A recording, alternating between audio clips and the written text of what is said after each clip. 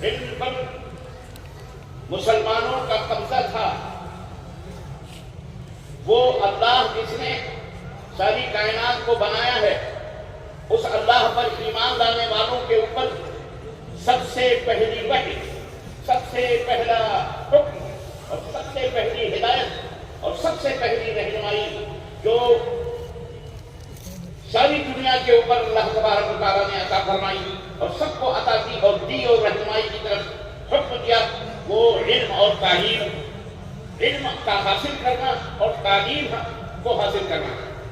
چنانچہ ہمارے اور آپ کے قرآن مجید میں جو سب سے آخری کتاب ہے علم کی، تعلیم کی، برکت کی، رحمت کی، اللہ کے کلام کی سب سے آخری کتاب ہے، اس آخری کتاب کا پہلا چیپٹر، پہلی وحی اللہ کے حبیب حضرت محمد رسول اللہ صلی اللہ علیہ وسلم پر پہلا کلام جو نازل ہوا، وہ پہلا لفظ تھا اقرأ، پڑھو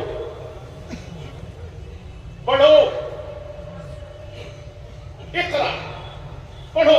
نبی کریم صلی اللہ علیہ وسلم فرماتے ہیں غار حرا کی تنہائیوں میں بیٹھا ہوا تھا، اکیلا، مکے سے دور، حرا کی وہ پہاڑی سنسان آبادی، میں وہاں اللہ کی یاد میں جایا کرتا تھا، بیٹھا ہوا تھا، اچانک ایک عجیب و غریب ہستی آئی اور اس نے آ کر کے مجھے دبوچا اور مجھ سے کہا اس طرح پڑھو۔ نبی کریم صلی اللہ علیہ وسلم نے فرمایا ما انا بقاری، میں پڑھنا نہیں جانتا، مجھے پڑھنا نہیں آتا۔ نبی کائنات فرماتے پھر اس نے مجھے دبوچا اور کہا پڑھو اقرأ، پھر آپ نے فرمایا ما انا بقاری، میں پڑھنا نہیں جانتا۔ 3 دفعہ اس نے کہا پڑھو پڑھو پڑھو، اور تینوں دفعہ میں نے کہا مجھے پڑھنا نہیں آتا۔ چوتھی دفعہ اس نے دبایا، کہا اقرأ بسم ربک الذی خلق، خلق الانسان من علق، اقرأ وربک الاکرم الذی علم بالقلم۔ یہ پوری وحی تھی، یہ وہ پوری چند آیتیں تھیں جو وہ رب کا فرشتہ جسے جبریل کہتے ہیں، وہ غار حرا میں پہلی وحی، پہلا حکم، پہلی آیت اللہ کے نبی صلی اللہ علیہ وسلم کے اوپر لے کر کے حاضر ہوا۔ ان پانچوں آیتوں کو غور سے پڑھیے، چونکہ قرآن نبی پر نازل ہوا اور یہ قرآن انہی کا ہے، اور ان کے پڑھنے اور سمجھنے کا حق بھی سب سے زیادہ انہی کو ہے جو حضرت محمد رسول اللہ صلی اللہ علیہ وسلم کو اپنا رسول، اپنا نبی تسلیم کرتے ہیں۔ میرے مسلمان بھائیوں، میرے دوستوں، میری ماں اور بہنوں، غور سے سنو ان نصیحتوں کو، پڑھیے ان کو، اس میں ساری تفصیلات موجود ہیں۔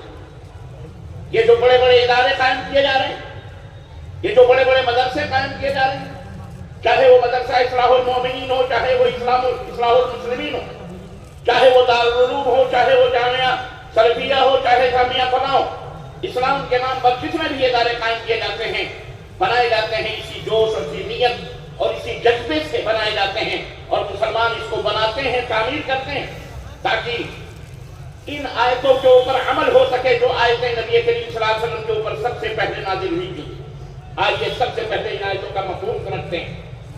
اللہ رب العزت نے جب دیکھا کہ نبی فرشتہ کہہ رہا پڑھو پڑھو، کہہ رہے نہیں پڑھنا جانتا، میں کیا پڑھوں تو کیا پڑھوں، مجھے تو پتہ ہی نہیں، تو یہ پہلا حکم تھا اقرأ بسم ربک الذی خلق۔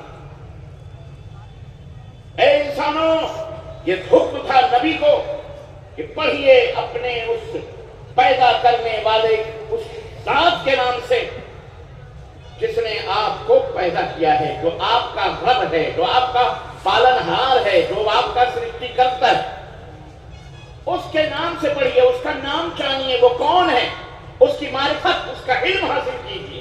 اقرأ، پڑھو اس رب کے نام سے، پڑھو اپنے اس رب کے نام سے جو تمہارا رب ہے، جس نے تم کو پیدا کیا من علق، گوشت کے لوتھڑے سے پیدا کیا۔ پانی کا قطرہ ماں کے پیٹ میں جاتا ہے، اس کی شکل بدلتی ہے، وہ خون بنتا ہے، پھر خون سے وہ گوشت کا لوتھڑا بنتا ہے، علق کہتے ہیں گوشت کے لوتھڑے کو۔ اللہ اسی لوتھڑے کے اندر ہڈی پیدا کرتا ہے، پھر هو الذی یصورکم فی الارحام کیف یشاء، پھر وہ معبود اسی گوشت اور اسی ہڈی اور اسی گوشت کے اندر تمہاری ہماری شکلیں اور صورتیں بناتا ہے جیسے چاہتا ہے۔ یہ علم، یہ نالج، یہ سکھا، یہ جانکاری، یہ گیان ہمیں پراپت ہو رہا ہے کہاں سے؟ رب کے قرآن سے۔ یہ ہماری پیدائش کے درجات کیا ہیں، ہماری پیدائش کن کن مرحلوں سے ہوتے ہوتے گزرتی ہے، تب ہم جا کر کے 9 مہینے میں ایک انسان سے پیدا ہوتا ہے، ایک انسان سے نکلتا ہے۔ یہ علم کس نے کیا؟ یہ علم، یہ جانکاری مسلمانوں کے پاس ہے۔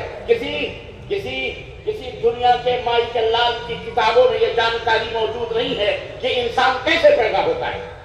انسان میں جب اپنی سوچ کے اوپر، جب اپنے فکر کے اوپر، اپنی نظریات اور اپنی طریقے سے جب اپنی نفسیات، جب ان نفسانی علم سے جب جاننے کی کوشش کی انسان کیسے پیدا ہوتا ہے، تو اس کی پہنچ کہاں گئی معلوم ہے؟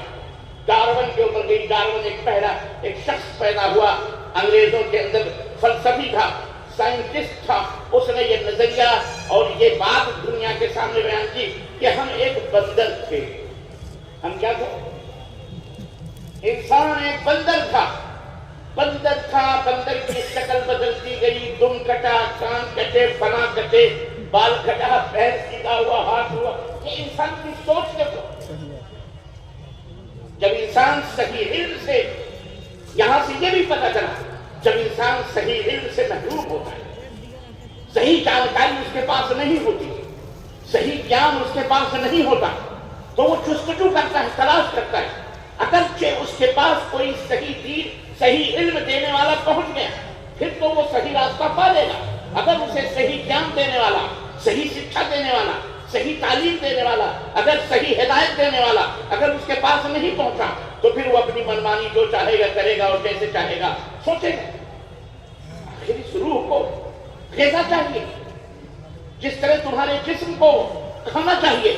بہترین سے بہترین کھانا آپ کی زبان تلاش کرتی ہے، بہترین سے بہترین غذا تلاش کرتی ہے۔ اگر آپ کمزور ہیں تو آپ کے لیے بہترین سے بہترین غذا آپ کے ماں باپ فراہم کرتے ہیں، ڈاکٹر کے مشورے پر عمل کرتے ہیں کہ آپ کا بیٹا کمزور ہے، آپ کی بچی کمزور ہے، آپ کی بیوی کمزور ہے، یہ آپ کا پرسن آدمی جو ہے کمزور ہے، اس کو اچھی غذائیں کھلاؤ، یہ بہترین طاقتور ہو جائے گا، تب جسم مضبوط ہوتا ہے، خوبرو ہوتا ہے، تندرست ہوتا ہے۔ بعین ہی اسی طرح سے یہ روح جو اللہ رب العزت نے ہمارے اندر رکھی ہے، اس روح کے لیے بھی غذا چاہیے، اس روح کے لیے بھی خوراک چاہیے۔ اور آپ کو معلوم ہونا چاہیے اس روح کی خوراک کیا ہے۔ یہ جو جان ہے، یہ جو آتما ہے، جس کو کسی نے نہیں دیکھا، یہ سلوناک عن الروح قل هو من امر ربی۔ لوگ پوچھتے ہیں روح کیا ہے؟ اے میرے حبیب کہہ دو تم کو پتا نہیں ہے روح کیا ہے۔ روح میرے کہہ دو میرے اللہ کا حکم ہے یہ، وما اوتیتم من العلم الا قلیلا، اور تمہیں بہت تھوڑا علم دیا گیا ہے، بہت چھوٹا گیان دیا گیا ہے۔ ہر چیز کے بارے میں سوال نہ کرو، یہ کیا ہے، وہ کیا ہے، وہ کیا ہے۔ زندگی بھر آدمی سوال کرتا ہے، یہ کیا ہے، وہ کیا ہے، فلاں کیا ہے۔ ایک جگہ جا کر کے بہت پھیل جاتا ہے۔ یہ زمین، خیر وہ ایک الگ ٹاپک آ جائے گا۔ عزیزان محترم، جب کہہ رہا تھا میں، جب آپ کیونکہ روح کی غذا کیا ہے؟ روح کی غذا علم ہے۔ روح کی غذا کیا ہے؟ علم مطلب گیان، معلومات۔ اس روح کو معلومات چاہیے، اور اگر اسے صحیح معلومات نہ دی گئی تو پھر بندر کتا بلی بنتے رہو۔ وہ کہے گا بندر سے بنے، پھر پتھروں میں بھی جان نکل آئیں گے، اور پھر نہ جانے کہاں کہاں آدمی بھٹکے گا۔ آپ کو پتہ ہی ہے ہمارے بھارت میں اس کے بہترین نمونے موجود ہیں، کیونکہ ہمارا ملک تو عجوبہ روزگار ہے۔ پورے دنیا کے اندر تمام ملکوں میں سب سے عجیب و غریب ملک بھارت مانا گیا، عجیب و غریب بھارت مانا گیا۔ یہ ایسا ملک ہے کہ میں آپ کو کیا بتاؤں، جہاں دودھ کو ندی اور نالوں میں پھینکا جاتا ہے اور موت کو پیا جاتا ہے۔ یہ عجوبہ ہے کہ نہیں؟ یہ کیوں ہے پتہ ہے؟ یہ ज्ञान صحیح ज्ञान نہ ہونے کی وجہ سے کیا کھانا ہے کیا پینا ہے کیسے رہنا ہے کیسے جینا ہے بندے کو نہیں معلوم. یہ روح بھی بھوکی ہوتی ہے جیسے آپ بھوکے ہوتے ہیں آپ کو کھانا چاہیے